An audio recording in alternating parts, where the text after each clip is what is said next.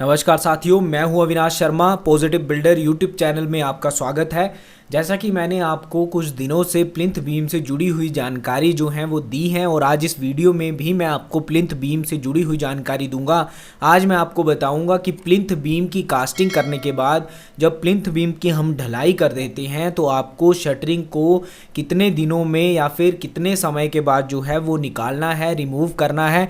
तो आइए इस वीडियो पर बने रहें। आज की जानकारी जो है वो आपके लिए बहुत ही ज़्यादा महत्वपूर्ण है। तो आज इस वीडियो में आपको बताएंगे कि किस समय के बाद जो है वो कितने समय के बाद आप प्लिंथ बीम की शटरिंग हटा सकते हैं। जैसा कि आप वीडियो में देख रहे हैं कि यहाँ पर प्लिंथ बीम की बात हो रही है। देखिए, जो लटक बीम आपके जो मेन बीम होते हैं, जो आपके आरसीसी कॉलम के ऊपर आते हैं, जो आपके स्लैब के नीचे आते हैं, उस तरह के बीम में आप जो है वो शटरिंग को नहीं निकाल पाते। आपको जो है वो 21 दिन के बाद ही शटरिंग को रिमूव करना होता है। लेकिन यहाँ पे बात जो है वो प्लिंथ बीम की हो रही है। प्लिंथ बीम जो है वो सबसे पहला बीम होता है। जब हम फाउंडेशन बनाते हैं उसके बाद जो पहला बीम आएगा वो आता है आपका प्लिंथ बीम। तो इस तरह से जो है वो प्लिंथ बीम दिखता है। आपको प्लिंथ बीम की शटरिंग को 16 से 24 घंटे के बाद निकालना है, और किस कंडीशन में आपको जो है वो शटरिंग को रिमूव करना है, किन बातों का ध्यान रखना है, तो उसकी जानकारी भी आपको दी जाएगी। वीडियो पर बने रहें। देखिए, जैसे ही आपकी प्लिंथ बीम की सतह जो है वो सख्त हो जाएगी, वो आप जो है वो साइड पर जाकर खुद भी चेक कर सकते हैं।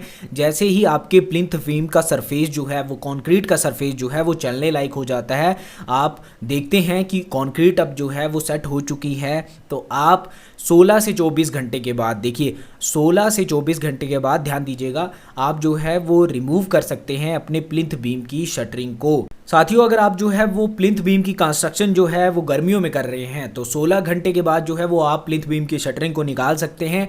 अगर सर्दियों में आप जो है वो घर की बिल्डिंग की कंस्ट्रक्शन कर रहे हैं तो आप 24 घंटे के बाद जो है वो प्लिंथ बीम की शटरिंग को निकाल सकते हैं। उसमें आपको कोई भी समस्या जो है वो नहीं होगी। इसी के साथ साथियों, अगर किसी कारणवश जो है वो आप प्लिंथ बीम की शटरिंग नहीं निकालते, देखिए 16 से 24 घंटे मैंने आपको समय बताया, अगर आपको जो है वो देरी हो जाती है, आप 2 से 3 दिन हो जाते हैं आपकी प्लिंथ बीम की शटरिंग आपने नहीं निकाली है, तो इस कंडीशन में आपको घबराने की कोई ज़रूरत नहीं है। अगर आप जो है वो देरी से शटरिंग निकालेंगे तो उससे जुड़ी हुई कोई भी समस्या आपकी कंस्ट्रक्शन में नहीं आएगी। लेकिन हाँ, अगर आप जो है वो क्योरिंग समय पर नहीं करेंगे, जैसे ही आपकी कॉन्क्रीट की सतह चलने लायक या फिर सेट हो जाती है उसके बाद आपको तुरंत जो है वो प्लिंथ बीम की क्योरिंग करनी होती है, अपने स्ट्रक्चर की कंक्रीट की क्योरिंग करनी होती है। अगर आप क्योरिंग करने में जो है वो देरी करेंगे तब आपकी कंक्रीट में श्रिंकेज क्रैक आ सकते हैं, उसमें दरारें आ सकती हैं। प्लिंथ बीम की शटरिंग से जुड़ी हुई अगर कोई समस्या है, जैसे कि आप 3 दिन या फिर 4 दिन 10 दिन के बाद शटरिंग निकाल रहे हैं, तो उसमें जो है वो आपको कोई भी दिक्कत नहीं आएगी। इसी के साथ साथियों, मैंने प्लिंथ बीम से जुड़ी हुई और भी जानकारी आपको दी थी। पुरानी वीडियोस आप चेक कर सकते हैं, देख सकते हैं।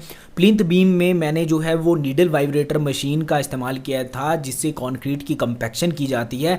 तो अब मैंने शटरिंग को रिमूव कर दिया है, और अब इन प्लिंथ बीम को, क्योंकि ये वही प्लिंथ बीम है जिसमें मैंने जो है वो कंक्रीट की कंपैक्शन वाली जो है वो वीडियो बनाई है, तो आप देख सकते हैं कि कंक्रीट की कंपैक्शन करने के बाद आप प्लिंथ बीम को देखेंगे किस तरह से जो है वो नीट एंड क्लीन काम हुआ है। कंक्रीट का आप सरफेस देख सकते हैं, उसमें किसी भी तरह की वॉइड्स नहीं है, हनीकॉम्बिंग जैसी समस्याएं नहीं हैं। तो वाइब्रेटर मशीन का ज़रूर इस्तेमाल करें। नीडल वाइब्रेटर मशीन का आप इस्तेमाल करेंगे तो आपकी कंक्रीट में जो है वो हनीकॉम्बिंग जैसी समस्याएं नहीं आएंगी, उसमें जो है वो वॉइड्स नहीं रहेंगे। बाद में आपकी कंस्ट्रक्शन में जो है, आपकी बिल्डिंग में जो है, आपके घर में जो है वो सीलन जैसी समस्याएं नहीं आएंगी। तो आप पुरानी वीडियोज़ को भी देखें, और जो जानकारी आप जो है वो वहाँ से लेंगे उसे जो है वो कंस्ट्रक्शन के दौरान ध्यान में रखकर उसी तरह से कंस्ट्रक्शन करें, ताकि आपका घर, आपकी बिल्डिंग भी मजबूत व सुरक्षित बन सके। अगर आपको हमारे द्वारा दी गई जानकारी अच्छी लगती है तो प्लीज़ हमारे यूट्यूब चैनल पॉजिटिव बिल्डर को सब्सक्राइब कर दीजिए, बेल आइकन को प्रेस कर दीजिए, ताकि इस तरह की जानकारी आपको समय पर मिलती रहे। और साथियों, आगे भी जिस तरह से जो है वो कंस्ट्रक्शन का काम आगे बढ़ता रहेगा तो आपको समय समय पर जो है वो पीसीसी वर्क हो, आगे कॉलम की कास्टिंग हो, सारी जानकारी स्लैब तक, जब तक आपकी फिनिशिंग नहीं हो जाती बिल्डिंग की, सारी जानकारी आपको समय पर मिलती रहेगी। तो आप हमारे यूट्यूब परिवार का हिस्सा बन जाइए और हमारे यूट्यूब चैनल के साथ जो है वो बने रहें। धन्यवाद।